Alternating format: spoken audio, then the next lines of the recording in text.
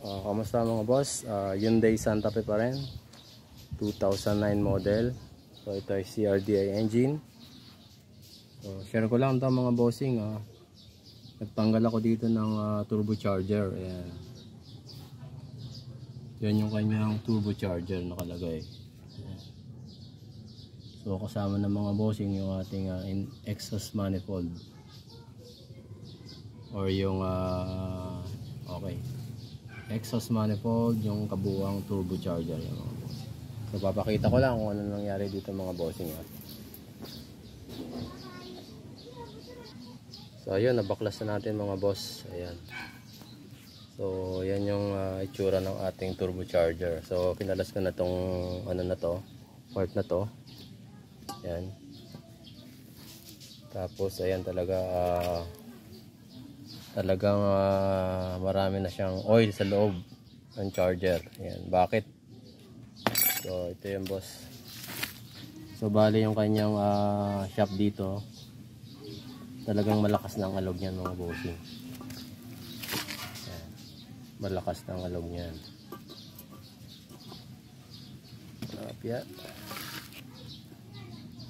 Lagyan na natin dito para maalog natin. Ayan,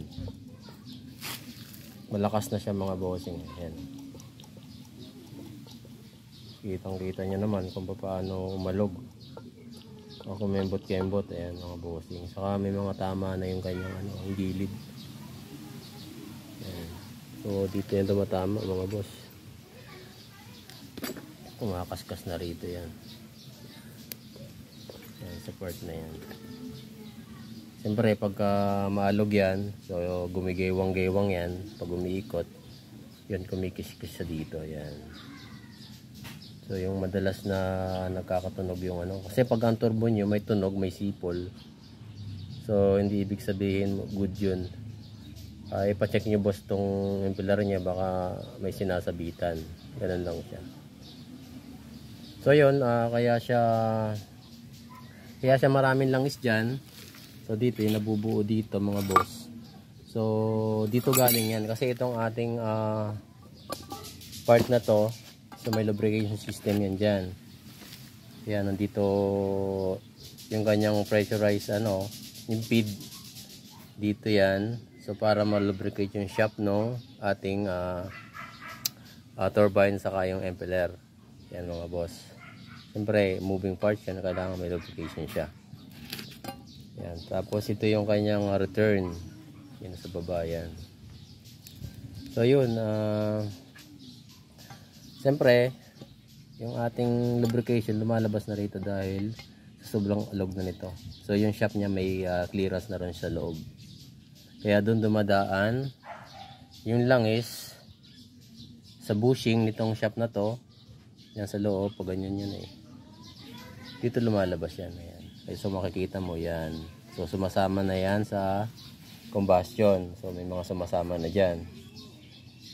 Kasi pagka malakas na malakas talaga yan, uusok na ng puti yan. So masusunog na talaga yung kanyang langis, sasama na. Sasama na yung sa combustion yung langis niya. Kaya minsan madalas ito mausok. Kulay blue yung sumusunog na langis. Saka mabilis na magbawas or mabilis magbawas ng langis.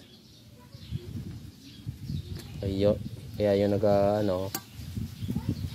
babawas siya, nasusunog. Ayan. So yan yung sa side naman dito, yan nasunog na siya. Siyempre ito mainit to So yan, kung may langis na dumadaan dito, nasusunog na yan. So ito siya. Ito yung mga bossing. Ayan. So result na rin ng combustion, magkakasama na sila dyan. Ayan. So talagang ito maraming carbon na yan. Makikita mo, kapal na talaga yan. So ayun mga boss, mas maganda rin talaga na mapalinisan nyo yung ating turbocharger kung yung sasakyan nyo may mga turbocharger na katulad nito. Ayan. Mas maganda malinisan para ma-inspect na rin natin yung kanyang shaft ng turbine sa impeller. Yan.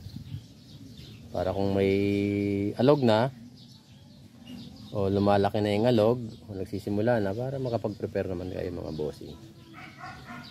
Yun, para hindi mabigla, may nakahanda na kayong pamalit para hindi na masyado maabala. So yun lang mga bossing, share ko lang turbocharger to ng Hyundai Santa Fe CRD engine, 2009 model. Thank you.